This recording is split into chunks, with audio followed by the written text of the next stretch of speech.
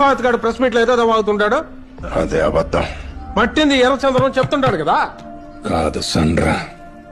అదైతే అసలు sir guide ఉంటుంది. ఏడుంటుంది బార్డర్ దాటేదానికి సిద్ధంగా ఉండదే.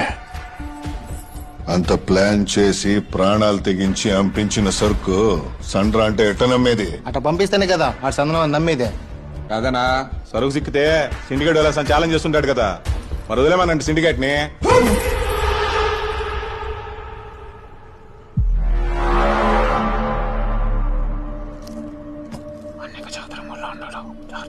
చెత్తండ కదా అది సందనం కాదని. ఎక్కడం లేదా నీ తలకాయకే? అది సందనం అయితే ఎంత తీరుబాటుగా కూర్చుంటానే నేనా? అది ఎర్ర సందనం అయితే నాకు పైసా వాటాకర్లా. అది సండ్రా అయితే మా కాడ ఉన్న సరుకులో మీరు వాటాడుకోవద్దు.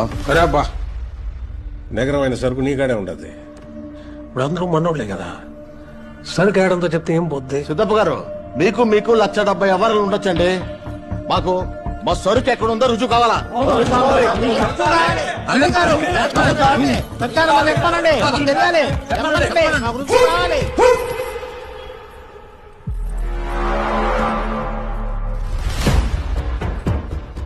సరుకు ఏడుందో చెప్తే సెక్కావ సోలో చెప్పినట్టే.